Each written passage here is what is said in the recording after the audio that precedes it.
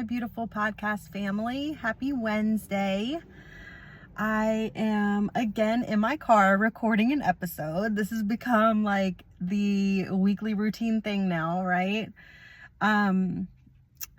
This week, I just really want to talk about,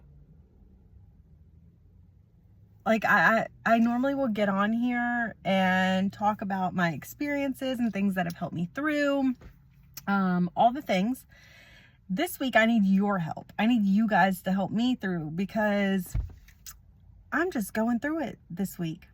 Like, there's so much going on, like in work-life balance, in personal life, in, I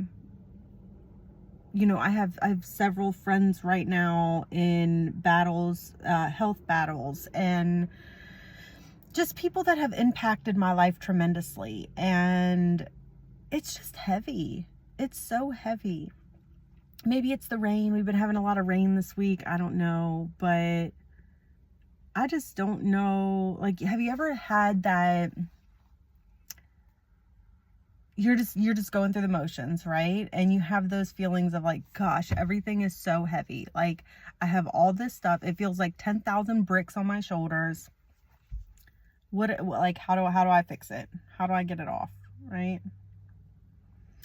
And I don't know the answer to that question. I mean, therapy's amazing. I have therapy today. I love Wednesdays because I have podcast and I have therapy, and it's just a great day. So I got out of my routine for a little bit over the last couple weeks because I have been so exhausted, like physically, mentally, emotionally, all the things. I have tons of things coming up that I'm like, my calendar is booked solid between kids and sports and graduations and baby showers. And my little grandson we're having a baby shower for him this weekend to celebrate my daughter and my future son-in-law and their sweet little baby boy. And it's a lot of planning and it's super fun, but also, you guys know, like, these things can be a little bit stressful too, right? So there's just been a lot. We had Mother's Day this past week. Happy Mother's Day to all of you beautiful mamas out there, to the mamas who have lost babies, who understand, or even grown children, young children, anything, who understand that loss, that grief. To the miscarriage mamas, to the mamas who are going through IVF, trying to be a mom, and it's just not happening for you. Happy Mother's Day to you all, and I hope you were spoiled, and I hope you had an amazing, blessed day, because we're superstars. Like, let's be real. We really are. We do all the things, especially if you're a working mom. I shouldn't say especially if you're a working mama. Whether you're a working mama or a stay-at-home mama, you are a rock star, okay? I have been both. I was a stay-at-home mom for years with my younger girls, and I did in-home daycare and things, but that is physically, mentally, emotionally exhausting, because you work all day in your home taking care of children while you're cooking, while you're cleaning, while you're feeding them, while you're, doing all the things, making sure that they stay healthy, happy, alive, all the things, and entertained, and you're teaching them, you're building them into people, you're impacting them for the rest of their lives, and you don't even really know it. And then you get the working mama, and, well, let's go back to the stay-at-home mama. By the end of the day, you're so, like, tapped out physically, emotionally, everything. You're like, your own kids want your full attention, and they want to hug you, and they want to love you, and they want to be all over you, and you're like, I just don't want to be touched right now. Like, I just need to be just by myself for a minute. And they don't understand that. And so it's it's hard to be a stay-at-home mom for me. I mean, some women are amazing at it and they love it or whatever, but for me, I like to be a working mom, feel like I'm contributing financially to my family, and then also enjoy coming home to that time with my kids to where they can love me and hug me and be all over me all day, because I'm not tapped out from emotional touch and just physical touch and emotional, I don't even know what word I'm looking for. You guys understand what I mean if you're a stay-at-home mom. Like, you really do. So yeah, so shout out to the stay-at-home mamas, because you guys rock. Like, you are amazing, and I don't know how you do it, because during those years of COVID, when everything shut down and we were working from home and doing school from home and all that, shout out to the teachers too, because I am not a teacher. I don't know how you teachers do it. Ashton and I were up until 11:30 last night doing this packet that she brought home a week ago from school, and we just procrastinated and never did it. 10 out of 10 don't recommend. So don't be a procrastinator like me when it comes to these huge packets they send home from school. I hate homework. I hate it. Like, when I was in school, don't get me wrong, I was an AB honor roll student. Like, I did my work. I did my sister's work. I did everybody's work. Like, anybody that wanted me to do work, I would do it. Take notes, got you. Like, it's on me. I got it. Extra credit, sign me up. But now, as a mom, I'm like, absolutely not. Like, why are they bringing homework home? I don't have it. Emotionally, I don't have it in me to just sit there and do homework for hours and hours and hours and try to teach them, because I don't know these new ways of teaching them. And then when I try to teach them the way I learned, they're like, oh no, my teacher didn't teach me that way. Oh gosh. So then we have to go to YouTube University and learn how to do new homework ways of teaching kids. So it's a whole big fiasco. Anyway, that's enough of my homework rant. So now back to the working mamas. You guys probably think I'm all over the place this morning, and probably I am, because I haven't had my caffeine yet. I normally pre-record my episodes, but this morning I am here. I finished my workout early this morning, and I have a few minutes, so here I am, rambling on like a crazy woman. And that's okay, because sometimes it'd be like that, right? Anyway, working mamas. So I like to be a working mom because, again, I like to contribute to my family. I like to be, in the office feeling like I am important, and not that I don't feel important at home, because I am. You're the most important thing to your children ever in this world. But I just like to feel like I'm more than a mom, right? And I want my kids to know that you can have a family and be successful and still be a working mom, and still have a great relationship with your kids, and still be a good mama and all the things, even though you're working outside the home. You're not a better mom just because you're a stay-at-home mom. You're not a better mom just because you're a working mom. You're a mom doing the best that she can with what she has. And we have to understand, like, we can't look at people's expectations of us. Like, oh, you're going to get married, stay home, have kids, this, that. No, that's not the world we live in today. Everything is expensive. It's hard. It puts additional financial stress for a one-income household. It's really hard. It is really hard. And so anyway, I work all day. I come home. Crock pots are my best friend, because sometimes we barely have time for dinner, and then we're off to a sport. My kids do all kinds of sports. They do art. I have one that does basketball and soccer. I have now he wants to do football as well, which is great. We're a huge football family. My little cousin plays for the Los Angeles Rams in the NFL, and my nephew is getting ready to go play at Bridgewater college football. So we love high school football, we love college football, we love NFL. We've always been a football family ever since I can remember. As kids, we always had Super Bowl parties and like all the things. We watch football every Sunday. So I'm excited that Waylon is going to take on this little journey of football and see where it takes him. I'm excited that my nephew is taking on this journey and next level in his journey to go play college football. And for my cousin, it's just like a dream come true. He's wanted this since he was a small child, and now here he is living his dream. And so just to watch them grow and watch the things they've accomplished is it's amazing. But it takes hard work from the parents, and not just the moms, like the dads too. Like, it is a dual effort to make sure that our kids are happy, healthy, and successful. And those of us in toxic relationship, or I shouldn't say relationships, toxic co-parenting environments, that's hard.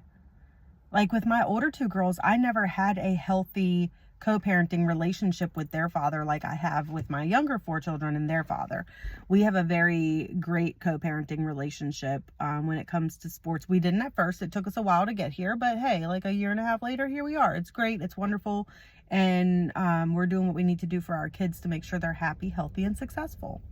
So have our son, of course, doing, 3 sports, and then his twin sister likes to do cheer. She doesn't want to do anything else, just cheer, which is fine. She's great at it. She's a huge gymnast, and I was a cheerleader as a small kid.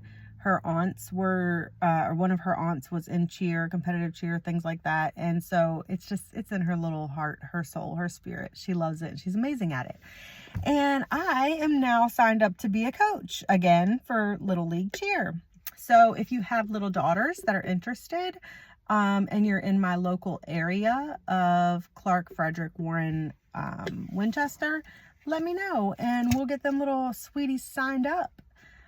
Send me a PM or, an email, podcastpocketfulofsunshine@gmail.com, and I'll get you the info. It's also on my Facebook. I share it on there, on my personal page. If you know me, you know you're probably on my personal page.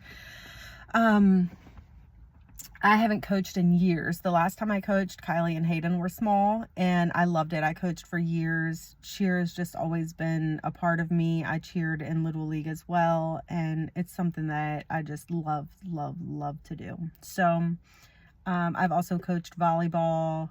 I've coached, my ex-husband coached soccer when the girls were little. So we've always been involved in our kids' sports and to helping them be successful. And it's an amazing feeling. And it's so hard to coach your own kids. Do you guys agree? Like, how many times have you coached your own child? If you have, you know what I mean. You put higher expectations on them. You put more responsibility on them because they are your kid. And you don't want people to think, oh, they're just there because their parents the coach, right? When I coached middle school volleyball, I wouldn't even assess my own child. I would have the 8th grade coach assess my kid because I didn't want anybody to say that she only made the team because of me, right? But I did put a lot of additional pressure on her because she was my kid, and I didn't want anybody to be able to say she's only there because of her mom. No, she's there because she works her butt off, and she has done above and beyond to prove that she deserves a spot there, right? So, yeah, so I cheer, and then I have one that is just completely involved in 4-H and animals. So she has goats, she has chickens. We aren't allowed to keep them at our home because we're just renters and our landlord doesn't allow it. So we have goats at one farm. Our neighbors gracefully let us use their property to keep our goats. And then we have our chickens out at Shenandoah Sheds in White Post, and they graciously allow us to keep our flock there. If you are in search of a coop, a shed, anything, check out Shenandoah Sheds right in White Post, Virginia. They are amazing. They will work with you. Gary and Barb are just above and beyond, and you won't be sorry. Trust me. They have a website as well. You can check them out on Facebook, or you can go to shenandoahsheds.com and you'll pull up their website, and they have a whole brochure thing on there. You can give them a call, set up a time to come out, or just go out and check them out. Their phone number, if you want to give them a call, is 540-869-4050. And again, it's Gary and Barb at Shenandoah Sheds, and they will hook you up because kids love my kids love doing 4-H. They love showing animals.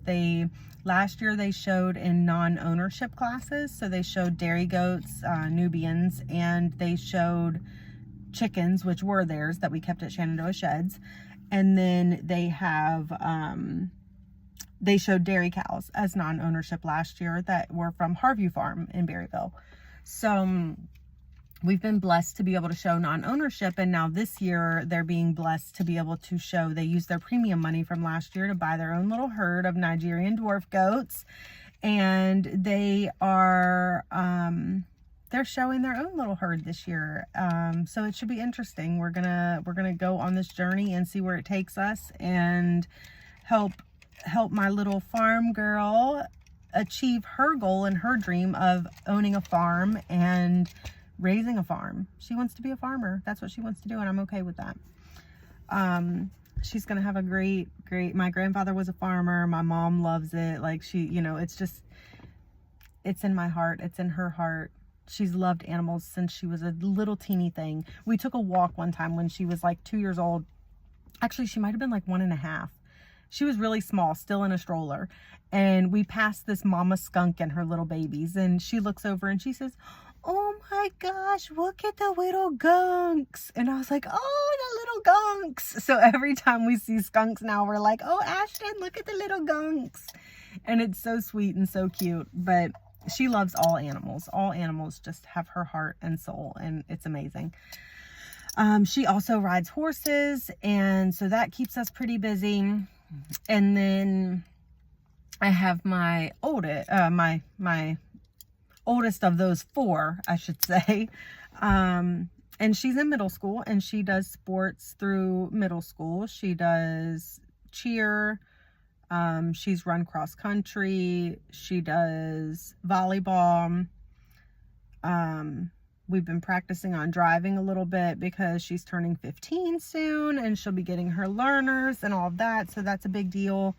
And then she's just picked up doing archery and air pistol. So that's pretty cool as well. So they all stay active. They all keep me going. So would that be easier if I was a stay-at-home mom to be able to get them all these places where they need to be? Probably so. But I wouldn't also be financially in a place to where I can provide these things for them so that they are able to do all the stuff they want to do. So here I am, a working mama, working all day, coming home in the evenings, scarfing down our dinner at 5 p.m., running back out the door by 5:30 p.m. to be to all the sports we have to be at, and then home by 8:30 most nights, sometimes later. Showers, homework, bed, and do it all over again the next day. So it's emotionally exhausting. And then you throw in all of this stuff now with employment and job cuts and things like that. And that's a huge stressor. And then you throw in regular life, like, you know, friends dealing with illnesses, loss, death. We have our trial coming up in 40 days. That's been a huge stressor for me. I'm really stressing about that because I'm just praying and praying and praying that it doesn't get postponed again. Especially here we are 40 days out. Like, we're so close. Like, we're almost to the finish line. Justice for Hayden. Just pray to God for justice for Hayden every single day.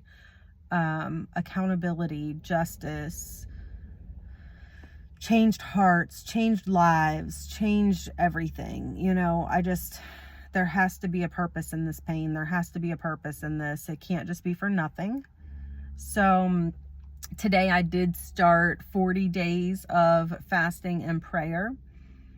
And that, people think that 40 days of fasting means like you don't eat any food, whatever, which I personally don't know that I could do that. So I fast in a different way. I almost do like Ramadan fasting, like I fast from sun up to sundown, and then have like one meal, and then that's it. Clean meal, you know, no processed food, no sugars, no anything. My coffee right now is black. Oh, look, I do have my Shenandoah Sheds here on my little cup. I didn't realize I had my Shenandoah Sheds cup today. So back to Shenandoah Sheds. Here's their info if you need it. Check them out, check them out, check them out. Let me try to tip it without spilling my coffee. But yeah, so sun up to sundown, no sugars, no carbs, all the things, and just praying and praying and praying on this trial and for justice, whatever that looks like, whatever that means, and that there is accountability and changed hearts and changed lives in a positive way. Our lives have been changed in a way that I can't describe, because a part of us is missing now. A piece of us is missing, right? But when I say changed lives, that I'm praying for changed lives, I am praying for change in the persons responsible for taking Hayden's life. Praying that they use this experience and use what they have done, accept accountability for it, and minister to others like them so that they don't make the same mistakes, so they don't have to live with this for the rest of their lives, so they don't have to suffer consequences for something that could have been avoided. All they had to do was stop. It's a choice. You know, one simple choice could have changed everything. Instead, the choice was intentional and direct. So that's what I'm going to spend the next 40 days doing. I'm not really going to be on social media either. I will continue to do my podcasts and things that I feel like I am being led to do. I wanted to start my domestic violence support group this week, but I didn't get any emails about for the link. I will post it. I'll still do I'll post it instead of just posting, just speaking of it in here, because I know a lot of people, I have a very low viewer pool for my podcast, which I'm praying on that as well, that it builds and it grows and it expands this year and it just reaches more people than I ever could have imagined. I have all these domestic violence support bags that I have to hand out to anyone that is experiencing domestic violence, a survivor of domestic violence, just needs a little bit of encouragement or resources or anything. I have Spanish and English versions, so that's something that I'm trying to do as well lately, is to provide dual language for people, because it's so important to reach not just English speaking community, but also Spanish speaking community, because we have so much of that in our area, and it should be included, right? Inclusion is everything. So I'm just trying to do that this next 40 days, is just pray and fast. And I'm not saying I'm going to be perfect. I might fail, who knows, but I'm going to try my best, and I'm going to be praying through it. So pray for trial. It's June 23rd through the 27th. Pray for our family. Pray for the persons accountable so that they take accountability and responsibility and just accept what is and what will be. So thank you guys. I love you so much. Thank you for listening to me ramble this week. I will post a few things on my page that are little keynotes outside of this episode today that I just want to highlight and try to draw attention to. So please be on the lookout for those. And if you have any suggestions on how I might be able to, and not even suggestions, just let me know. Like, I'm not alone over here, guys. Like, I want you to know you're not alone always, right? That's why I get on here. That's why I do these episodes. That's why I share my story, because I want you to know you're not alone. But this week it's the opposite. Like, I need to know I'm not alone, guys, because right now I'm feeling a little overwhelmed and a little crazy brained, chaotic, underwater. Which makes sense because of all this rain, right? So anyway, here's to this week. I hope it's amazing. I hope you guys have a great rest of your week and a great weekend. I love you, and I will see you next week. Bye.